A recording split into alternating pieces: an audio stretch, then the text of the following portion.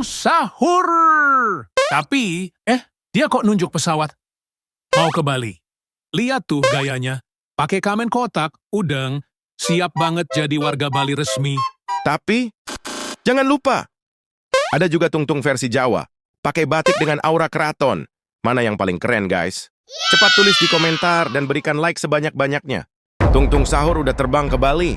Tapi balerina Cappuccino buru-buru lari ke bandara buat nyusul. Tiba-tiba muncul sosok misterius. Dialah Cappuccino Assassino. Balerina langsung berhenti dan panik. Cappuccino berkata, jangan lanjutkan perjalanan ini. Tapi, kenapa?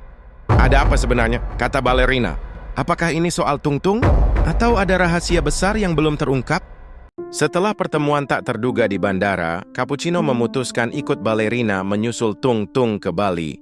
Mereka mengikuti langkah demi langkah. Tapi Tungtung malah masuk ke hutan Bali yang gelap. Dan di sanalah, Tungtung Sahur terlihat melakukan ritual aneh. Dengan wajah yang belum pernah mereka lihat sebelumnya. Tapi tiba-tiba, Tungtung Sahur menengok. Apa sebenarnya yang terjadi? Tapi sebelum semua itu terjadi, itu berawal dari Tungtung Sahur naik pesawat. Tungtung Sahur duduk, tanpa sadar siapa yang ada di sampingnya. Dia Pim-Pim Patapim, bukan manusia biasa. Dengan sihir gelap, pikiran Tungtung mulai dikuasai. Dan kini, ia bukan lagi dirinya sendiri. Tapi kebenaran tak bisa disembunyikan. Kembali ke keadaan sekarang. Tungtung Sahur nampak sudah menyelesaikan ritualnya. Cappuccino berkata, ayo kita hentikan dia sebelum semuanya terlambat. Pim-Pim Patapim tersenyum menyeramkan dari balik bayangan pohon dan berkata, permainan baru saja dimulai. Tungtung Sahur sedang dikuasai sihir gelap. Masih ada harapan untuk menyelamatkannya. Kau kira semuanya berakhir setelah ritual? Salah besar! Dua makhluk dari dunia kegelapan, lahir dari tubuh penuh kutukan. Mereka adalah maut yang berjalan. Dengan satu gerakan, balerina merubah bayangan jadi es kristal. Dan lalu, Kristal gula-gula. meledak jadi hujan gula kematian. Cappuccino mengamuk. Dua tebasan mematikan, mengiris ruang dan waktu.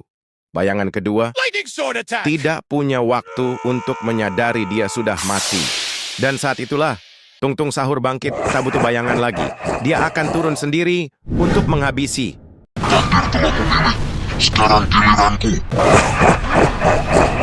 Cappuccino menyerang lebih dulu. Double strike splash menghantam dari kiri dan kanan.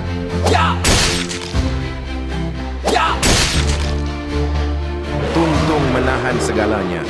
Dengan satu hentakan bumi pun retak. Balerina masuk, putaran mautnya melelehkan udara, gula menjadi senjata. Tapi dia bukan makhluk biasa. Tubuh kayunya menolak sihir dan balas dengan api neraka. Mereka hanya punya satu kesempatan, tekan dari dua arah sekaligus. Pertarungan terakhir, tidak ada jalan mundur. Terlalu lambat, kalian cuma manusia. Tiga kekuatan bertabrakan, bentungan api neraka, pedang kopi mematikan, dan pusaran gula maut.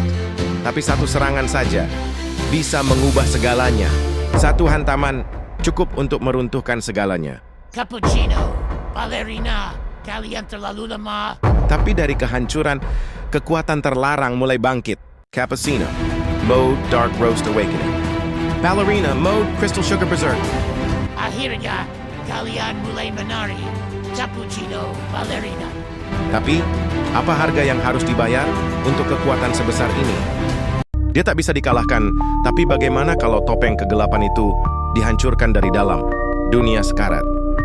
Arena hancur. Tapi Cappuccino dan balerina masih berdiri. Satu gerakan, satu harapan terakhir, kopi dan gula bersatu jadi peluru pamungkas. Sweet espresso justice.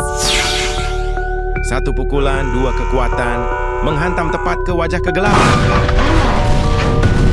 Tungtung liak, retak dari dalam. Api neraka yang dulu membakar, kini berubah jadi abu penyesalan. Dan dari cahaya yang menyapu segalanya, ia kembali. Bukan sebagai monster, tapi sebagai sahabat, Tungtung Sahur. Kadang, musuh terbesar bukan orang lain, tapi bayangan dalam diri sendiri. Like kalau kamu bangga sama Tungtung Sahur, komen lanjut kalau kamu siap sahur bareng dia di season selanjutnya.